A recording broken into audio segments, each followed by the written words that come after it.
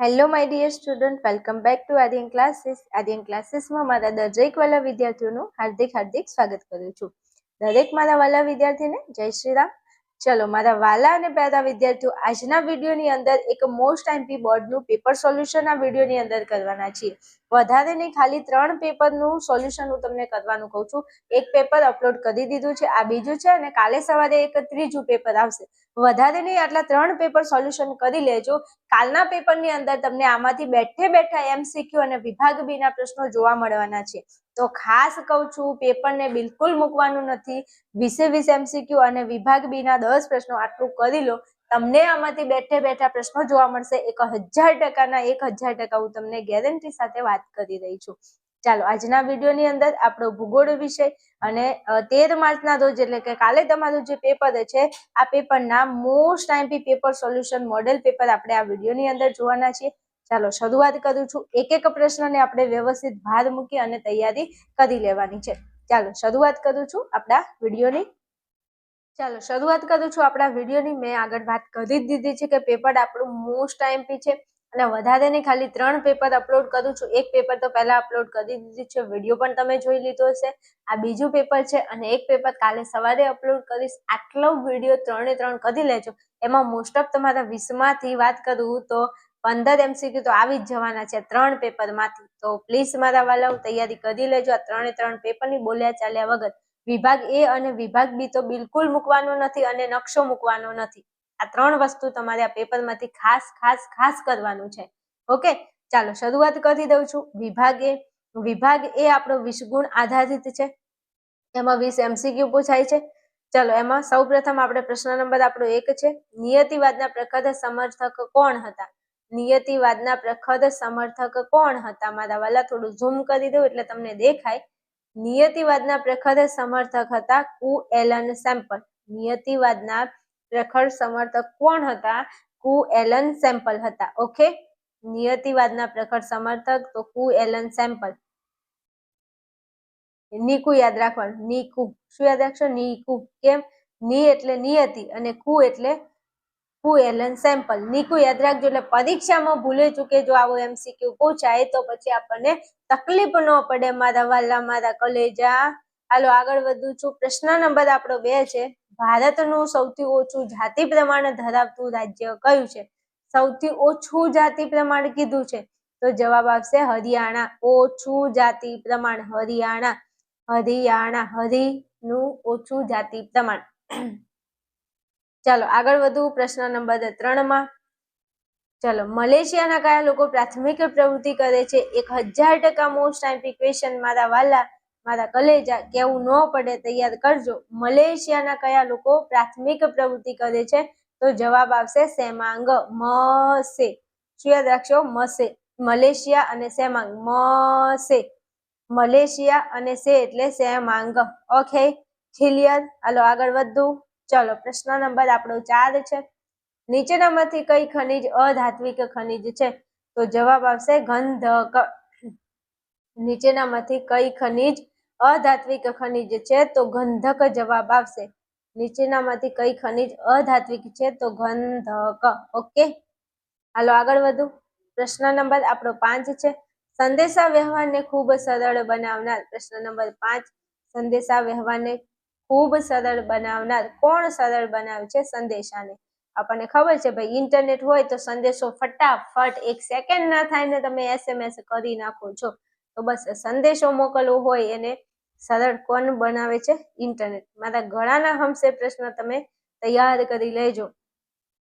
હાલો આગળ વધું છું. પ્રશ્ન નંબર આપણો 6 છે. ભારતમાં સૌપ્રથમ રેલવેની કયા વર્ષમાં શરૂઆત થઈ છે? ભારતમાં સૌપ્રથમ રેલવેની કયા વર્ષમાં શરૂઆત થઈ છે? તો જવાબ આવશે 1853માં. ભારતમાં સૌપ્રથમ રેલવેની શરૂઆત કયા વર્ષમાં થઈ છે? 1853. કઈ જગ્યાએ? મુંબઈ અને થાણા વચ્ચે. મુંબઈ અને થાણે. મોસ્ટ આઈએમપી ક્વેશ્ચન મારા વાલા, મારા કલેજા. પછી કહેતા નહીં કે કીધું નહોતું. જો ભારતમાં પૂછે તો 1853, વિશ્વમાં કે તો 1825. ભારતમાં કે કઈ જગ્યાએ કયા શહેરો વચ્ચે? તો મુંબઈ અને થાણે. વિશ્વમાં કયા શહેરો વચ્ચે? તો ડાર્લિંગટન અને સ્ટોકટન. રેલવેના ડબ્બામાં ડાર્લિંગનો સ્ટોક તો વિશ્વમાં કે તો સ્ટોકટન અને ડાર્લિંગટન. આ 4 પ્રશ્નોમાંથી એક પ્રશ્ન હશે હશે અને હશે, એટલે તમે તૈયાર તૈયાર તૈયાર કરી લેજો. ઓકે, ચાલો પછી પ્રશ્ન નંબર આપણો 7 છે. એટલાન્ટિક અને પેસિફિક મહાસાગરને જોડતી નહેર કઈ છે મારા વાલા, મારા કલેજા? તૈયાર કરી લેજો હો. જવાબ આવશે પનામા નહેર. એટલાન્ટિક અને પેસિફિક મહાસાગરને જોડતી નહેર કઈ છે? જવાબ આવશે પનામા નહેર. હાલો આગળ વધું છું ફટાફટ. પ્રશ્ન નંબર આપણો 8 છે. ભારતમાં પ્રથમ બોલતી શ્વેતશ્યામ હિન્દી ફિલ્મ કઈ? ભારતમાં પ્રથમ અને બોલતી શ્વેતશ્યામ ફિલ્મ કઈ? તો જવાબ આવશે આલમ આરા. આલમ આરા શ્વેતશ્યામ ફિલ્મ છે. આલમ આરા શ્વેતશ્યામ ફિલ્મ છે. ચાલો પછી પ્રશ્ન નંબર આપણો 9 છે. નીચેનામાંથી કયો દેશ સાર્કનો સભ્ય નથી? 1000%ના 1000% મોસ્ટ આઈમ્પી ક્વેશ્ચન મારા વાલા. પછી કહેતા નહીં કે બેન તમે કીધું નહોતું. તો નીચેનામાંથી કયો દેશ સાર્કનો સભ્ય નથી? જવાબ આવશે ચીન. ચાંગ ચીંગ ચાંગ ચાંગ. જવાબ આવશે ચીન. નીચેનામાંથી કયો દેશ સાર્કનો સભ્ય નથી? ચીન આવશે ચીન. ચલો પ્રશ્ન નંબર આપણો 10 છે. માછીમારી કરતા લોકોની વસાહત કઈ પ્રણાલી ધરાવે છે? તો માછીમારી માછીમારી માછી ચક્ર રમે છે. શું? માછી ચક્ર રમે છે. માછીમારી અને ચક્રીય જવાબ આવશે. માછી ચક્ર રમે છે. માછી ચક્રીય. માછી ચક્ર રમે છે. આવું યાદ રાખજો તો પરીક્ષામાં ભૂલ ન થાય. ચાલો પછી આગળ વધુ. પ્રશ્ન નંબર 11 છે. નીચેનામાંથી સંરક્ષણ કેન્દ્ર કયું છે?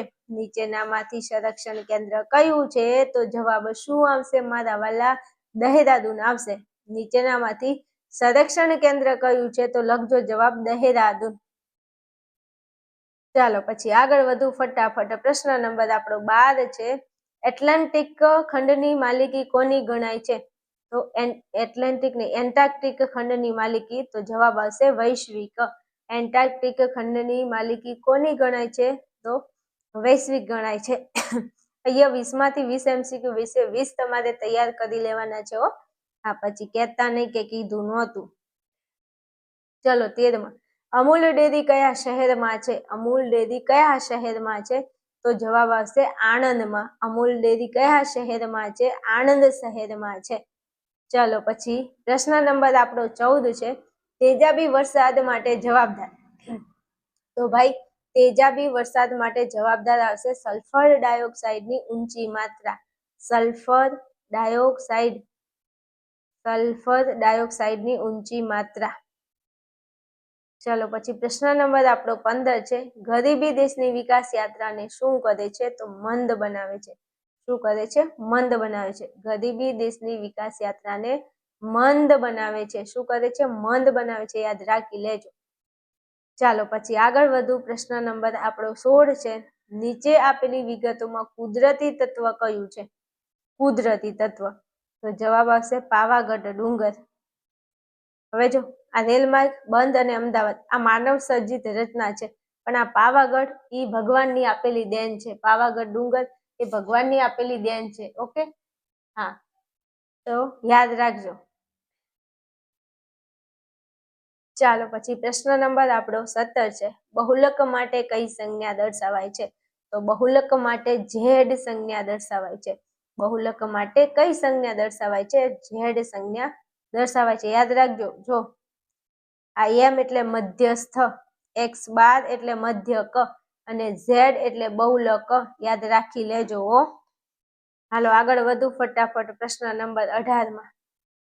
ચલો એક જ પરિમાણ ધરાવતો આલેખ કયો છે? એક જ પરિમાણ ધરાવતો આલેખ કયો છે? તો જવાબ આવશે રેખા આલેખ. રેખા એક જ છે, બીજું કોઈ નથી. શું? રેખા એક જ છે, બીજું મારી જીવનમાં કોઈ નથી મારા વાલા. પરીક્ષામાં પૂછાય ને કે એક જ પરિમાણ ધરાવતો તો લખીને આવજો રેખા આલેખ.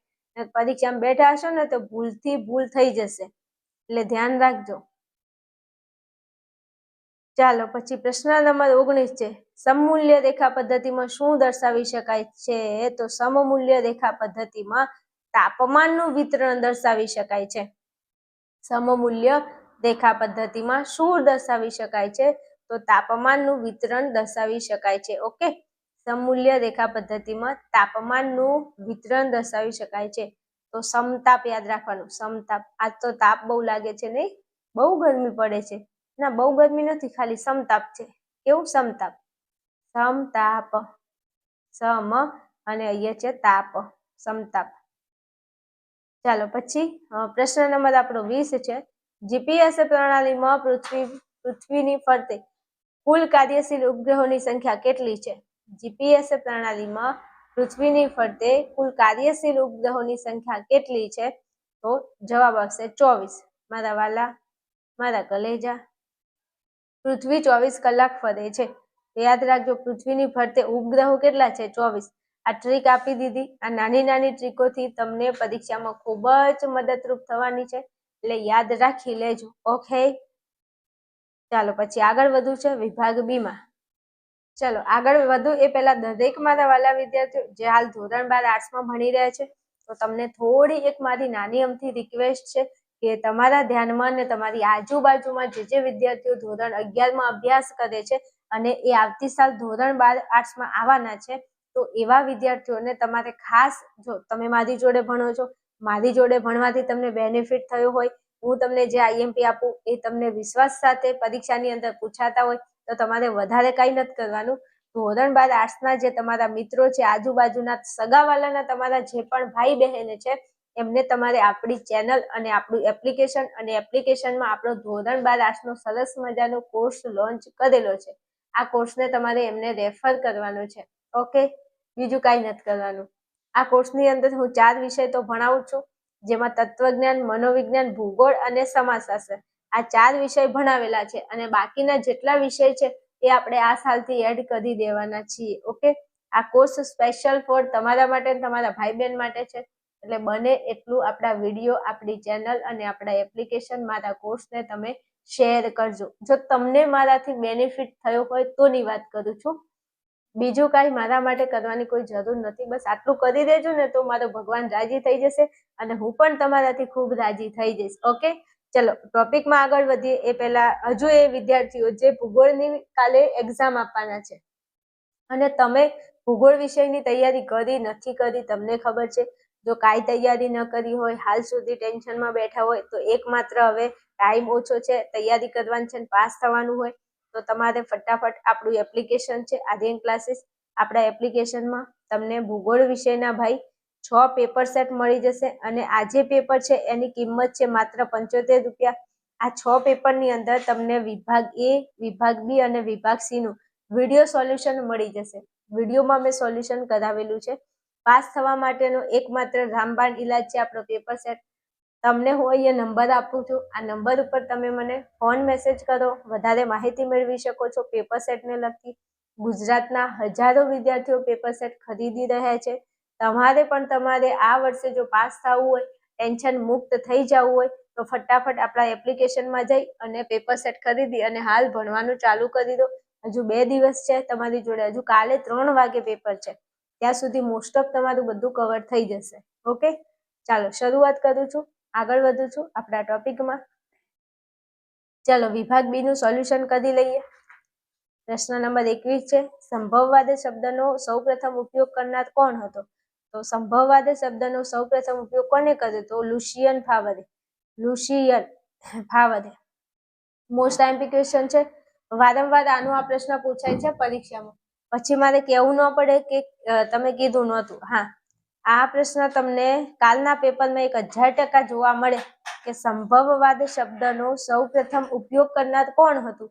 તો લખજો લુશિયન ફાવર. ઓકે, ચાલો આગળ. 22માં ભારતમાં સૌથી વધુ સાક્ષરતા ધરાવતું રાજ્ય કેરળ આવશે. કયું આવશે? કેરળ. આ ભાઈ MCQ માં પૂછાય છે અને વિભાગ બી માં પૂછાય છે. ભારતમાં સૌથી વધુ સાક્ષરતા ધરાવતું રાજ્ય કેરળ, MCQ માં પૂછાય છે. પછી કહેતા નહીં કે કીધું નહોતું હો. ચાલો પછી આગળ. 23માં તૃતીયક પ્રવૃત્તિ એટલે શું? તો બોલું છું, સાંભળજો. તૃતીયક પ્રવૃત્તિ એટલે શું? તો માનવીને આપી શકાય તેવી સેવાઓને તૃતીયક પ્રવૃત્તિ કહે છે. શું કીધું? માનવીને આપી શકાય તેવી સેવાઓને તૃતીયક પ્રવૃત્તિ કહે છે. દાખલા તરીકે સુથાર, રસોયા, વકીલ, શિક્ષક આ બધા તૃતીયક પ્રવૃત્તિમાં આવે છે. ચાલો 24માં ઇન્ટરનેટના આંતરરાષ્ટ્રીય વ્યવહારનું ઉદ્ગમ કેન્દ્ર કયો દેશ છે? ઇન્ટરનેટના આંતરરાષ્ટ્રીય વ્યવહારનું ઉદ્ગમ કેન્દ્ર કયો દેશ છે? તો લખજો USA. શું આપશે? USA. ઇન્ટરનેટના આંતરરાષ્ટ્રીય વ્યવહારનું ઉદ્ગમ કેન્દ્ર કયો દેશ છે? USA જવાબ આવશે. ઓકે, ચાલો 25માં ભારતનો પ્રથમ ઉપગ્રહ કયો છે? આર્યભટ્ટ. આર્યભટ્ટ. ભારતનો પ્રથમ ઉપગ્રહ કયો છે? આર્યભટ્ટ છે. 1975માં લોન્ચ કર્યો હતો. આ પ્રશ્ન પણ પૂછાય છે MCQમાં કે ભારતનો પ્રથમ ઉપગ્રહ આર્યભટ્ટ ક્યારે લોન્ચ કર્યો હતો? 1975માં. ઓકે, ચાલો આગળ વધું છું ફટાફટ. 20માં શું કીધું છે પ્રશ્નમાં? ભારતમાં હુગલી નદી પર આવેલા નદી બંદરનું નામ જણાવો. મોસ્ટ આઈએમપી મારા વાલા, કેવું ન પડે, મોસ્ટ આઈએમપી ક્વેશ્ચન છે. હુગલી નદી ઉપર આવેલું નદી બંદર કયું? તો કોલકાતા. કોલકાતા. ઊંધો પ્રશ્ન પૂછાય કે કોલકાતા નદી બંદર કઈ નદી પર આવ્યું? તો હુગલી નદી. બે પ્રશ્નો છે. હુગલી નદી ઉપર કયું બંદર આવ્યું? તો કલકત્તા. પણ કલકત્તા નદી બંદર કઈ નદી ઉપર આવ્યું? તો હુગલી નદી. આ બે ટ્રાન્સફરમાં પૂછાય તો ધ્યાનમાં રાખજો. ચાલો પછી આગળ. ચાલો પછી જો સર્વે પ્રશ્ન નંબર આપણો 27 છે. સર્વે ઓફ ઇન્ડિયાની સંસ્થા ક્યાં આવેલી છે? તો લખજો જવાબ દેહરાદૂન. સર્વે ઓફ ઇન્ડિયાની સંસ્થા ક્યાં આવેલી છે? દેહરાદૂનમાં. એક આ પ્રશ્ન અને એક બીજું નાટમોની સંસ્થા. નાટમો ક્યાં આવી? કલકત્તામાં. આ બે પ્રશ્નોમાંથી એક પ્રશ્ન 1000% પૂછાય છે. પછી તમે મને કહેતા નહીં કે બેન તમે કીધું નહોતું. તો સર્વે ઓફ ઇન્ડિયાની સંસ્થા દેહરાદૂનમાં આવેલી છે અને નાટમો ક્યાં આવી છે? કલકત્તામાં આવી છે. ઓકે, કહેવું પડશે, તૈયાર કરી લેશો. ઓકે, ચાલો આગળ વધુ. ચાલો પ્રશ્ન નંબર 28. એક બહુલકીય માહિતી કોને કહે છે? એક બહુલકીય માહિતી કોને કહે છે? તો એક જ બહુલક હોય તેવી અંકાત્મક માહિતીને એક બહુલકીય માહિતી કહે છે. મોસ્ટ આઈએમપી છો. 26માં પ્રશ્ન પૂછાય કે એક બહુલકીય માહિતી કોને કહે છે? તો એક જ બહુલક હોય તેવી અંકાત્મક માહિતીને બહુલકીય માહિતી કહે છે. ચલો 29માં આલેખ એટલે શું? તો આલેખ એ આંકડાનું દ્રશ્યમાન અને ચિત્રાત્મક સ્વરૂપ છે. આલેખ એટલે શું? તો આલેખ એ આંકડાનું દ્રશ્યમાન અને ચિત્રાત્મક સ્વરૂપ છે. ચાલો પછી પ્રશ્ન નંબર આપણો 30 છે. જીપીએસ પ્રણાલી વિકસાવનાર દેશ કયો છે? તો લખજો USA. US અને A. જીપીએસ પ્રણાલી વિકસાવનાર દેશ કયો છે? USA છે. ઓકે, આ તમારા 30 પ્રશ્નો પૂરા. વિભાગ સી તમને બતાવી દઉં. વિભાગ સી ના પ્રશ્નો અહીંયા જોઈ શકો છો. દુનિયાના કયા 4 વિસ્તારો સૌથી વધારે વસ્તી સમાવે છે? આ પ્રશ્ન થોડો કરી નાખજો. બાકીના બધા પ્રશ્નો તો મેં તમને આઈએમપી માં આપી જ દીધા છે. જો એક એક પ્રશ્નની તૈયારી કરી લેજો. અહીંયા જોઈ આ બધા જ પ્રશ્નો મેં આઈએમપી માં આપી દીધા છે. કોઈ ચિંતા કરવાની જરૂર નથી. તો પણ કોઈ તમને નવો પ્રશ્ન દેખાય તૈયાર કરી શકો છો 100%. ચાલો આપણો વિભાગ ડી છે. વિભાગ ડી ના આઈએમપી ક્વેશ્ચન છે. એમાં સુએજ નહેર તો મોસ્ટ આઈએમપી છે, તૈયાર કરજો ખાસ. ચલો આગળ વધું છું. વિભાગ ઈ તમને બતાવી દઉં. વિભાગ ઈ ના મોસ્ટ આઈએમપી ક્વેશ્ચન છે, તમે જોઈ શકો છો. અને નકશો એકવાર જોઈ લો. નકશાની આ જેટલી વિગતો છે ઈ તમારે ખાસ એટલે કે ખાસ તૈયાર કરી લેવાની છે. અને હું તમને નકશો ભણાવીશ કાલે સવારે. એટલે કાલે સવારે નકશામાં આવી જજો. ઓકે, ચલો વિડીયો અહીંયા પૂરો કરું છું. મળીએ આપણે નેક્સ્ટ વિડીયોમાં. ફટાફટ આવી જજો.